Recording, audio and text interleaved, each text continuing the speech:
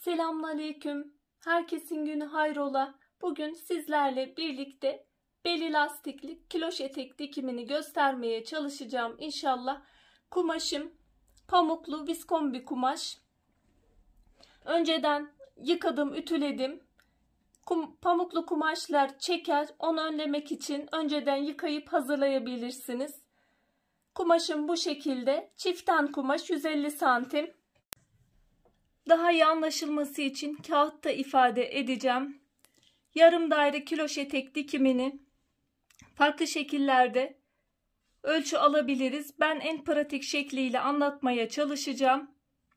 Beli lastikli yapacak isek basen ölçüsünü baz almamız gerekiyor. Belini fermuarlı yapacak isek bel ölçüsünü baz almamız gerekiyor. Her ikisinde de lastikli etek için basen ölçüsünü alıp ikiye bölüyoruz. Fermuarlı için de bel ölçüsünü alıp ikiye bölüyoruz. Ayrıca küçük bir kumaşta şurası benim kumaş enim 150 santim olan kısmım. Şu kısım ise 2 metre 60 santim olan kısım. Şöyle iki kat şeklinde katlıyorum. Şurası kumaş katım. Şurası açık olan kısmım. Şu kısım.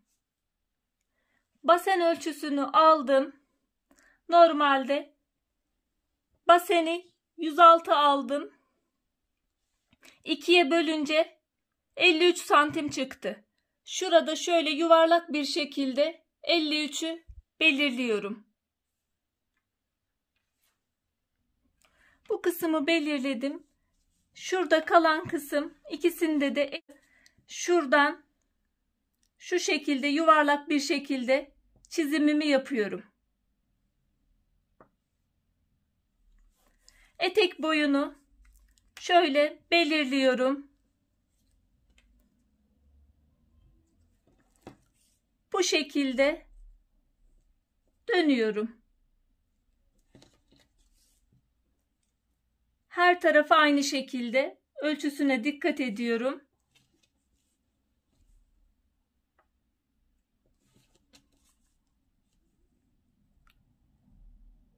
Etek boyunuzu kendi boyunuza göre ayarlayabilirsiniz.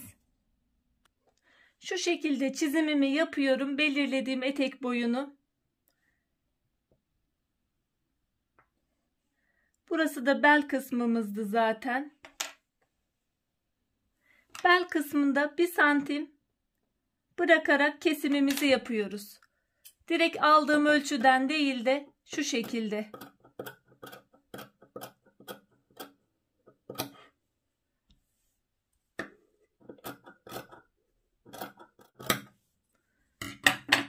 Kiloş eteğimizin kesimi hazır. Tek taraflı dikişimiz var.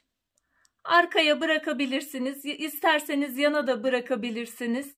Bu şekilde kesimi yapabilirsiniz. Altına da küçük bir kıvırma yaparsınız. Verevli kesimlerde, kiloş eteklerde dönmesi zor olacaktır. Kesim bundan ibaret. Şimdi asıl kumaşımızdaki kesime geçebiliriz. Kumaşımın kumaş katı tarafı, açık tarafı şöyle 2 kat şeklinde yaptım. Ben burada beli lastikli yapacağım için basen ölçüsünü baz alıyorum. Baseni 106 aldım. 2'ye böldüm. 53 çıktı. Şöyle yuvarlak bir şekilde mezuramızı yerleştiriyoruz. 53 sayısı burada. Bu devre benim 53 oluyor. Burayı aldıktan sonra şöyle işaretliyorum.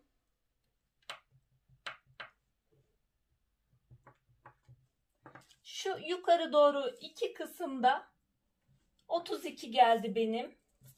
Burasının da 32 olması gerekiyor. Şöyle hafif aşağı doğru kaydıracağım.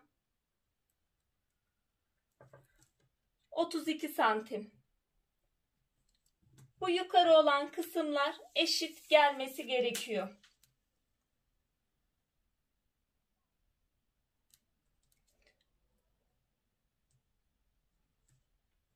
Şu şekilde 32'yi belirleyeceğim.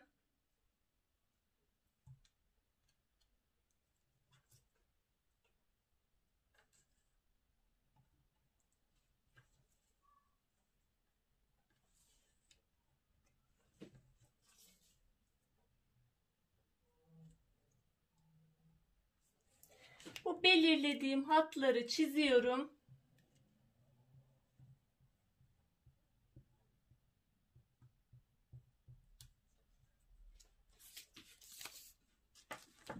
Buradan 1 santim dikiş payı bırakıyorum. Bırakarak kesimimi yapıyorum.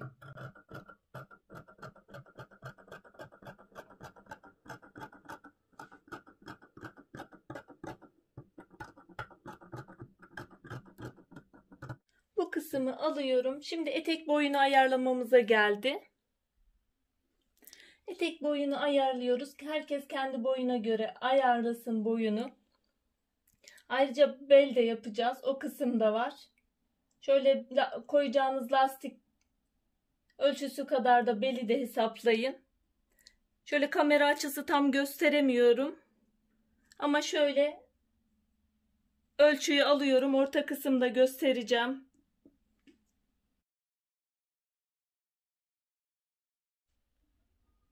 Şöyle tüm devreyi bu şekilde çizdim. Şimdi keseceğim çizdiğim hatları.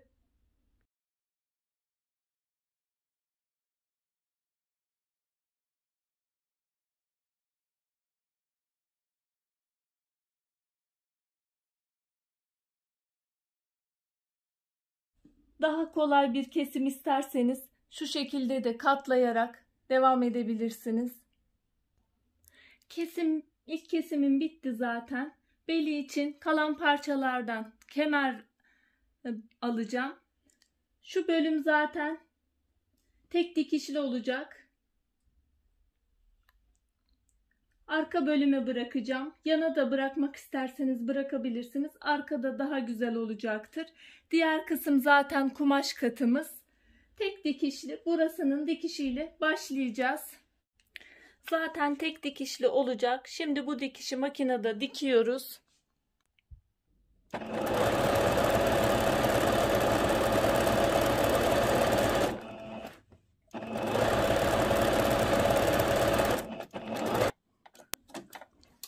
Yan kenar dikişimizi diktik.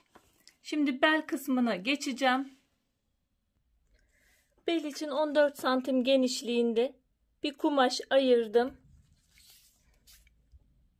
Şöyle kemer bölümünü de ayarlamak için ne kadar bana gidecek. Enini zaten belirledim, 14 santim. Şöyle sağlamasını yapıyorum. Etek beliyle aldığım kemerin uzunluğunu belirleyeceğim.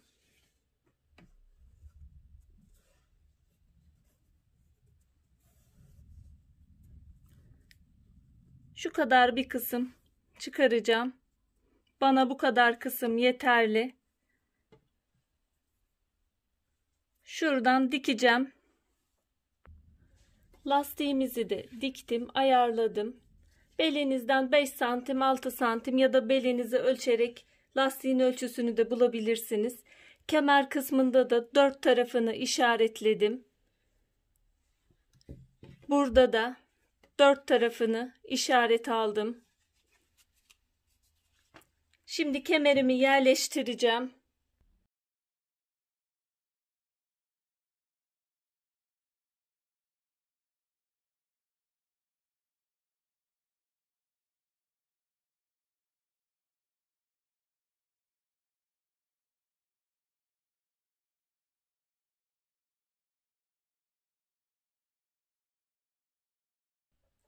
Kemerini hazırladım. Şimdi eteğin beline yerleştireceğiz.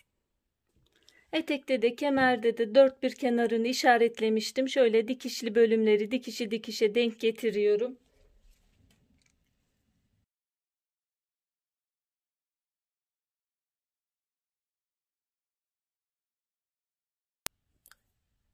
Yüzü yüzüne bakacak şekilde oluyor.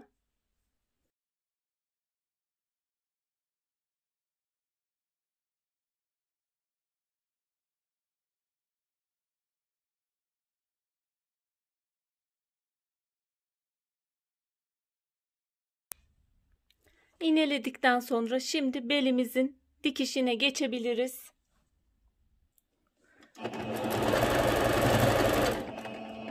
Kemer kısımla etek belimi birleştiriyorum.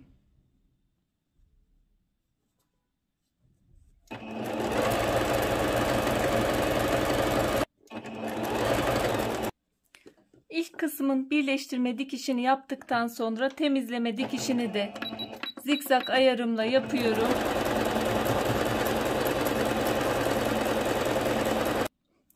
Beli ekledikten sonra şöyle ikinci kısmı göstermek istiyorum. Ben lastikten kalan kısım, şu kadar yukarı olan kısım, şöyle iğneden yukarı olan kısım benim büzgü için kalacak kısım. Şurada 3 santimlik bir lastik geçirdim. 2 tane dikiş yapacağım makine ayağıyla.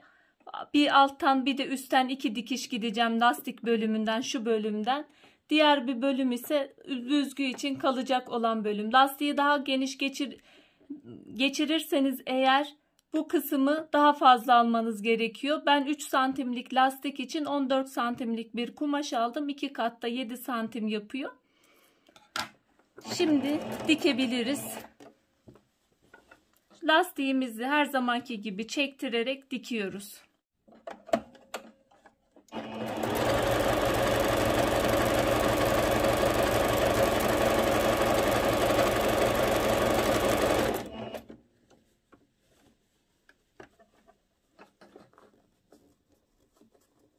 Lastiği alt tarafa doğru veriyorum. Şöyle lastik bölümü bu kısımda.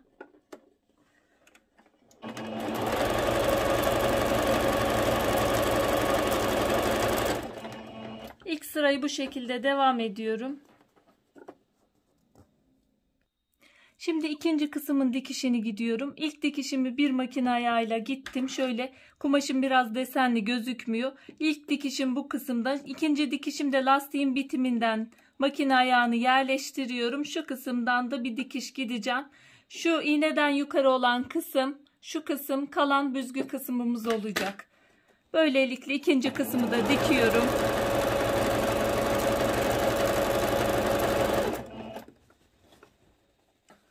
Aynı şekilde çektiriyorum.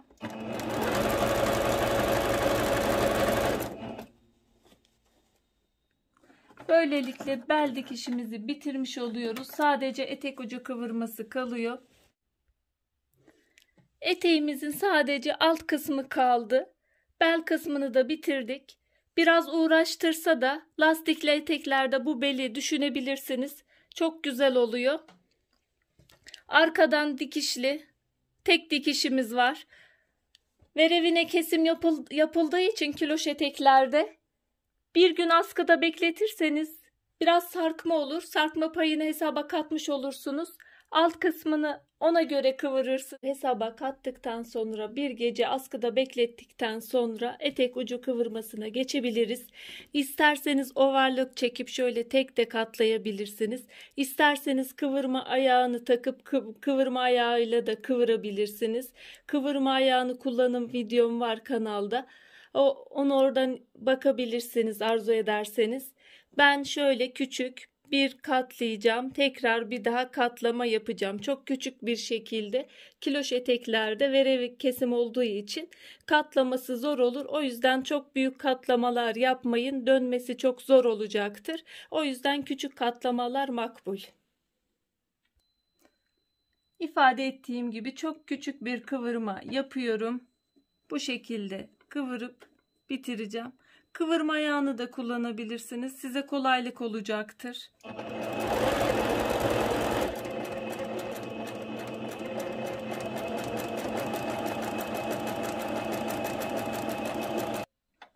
Kıvırma işlemimiz bitti.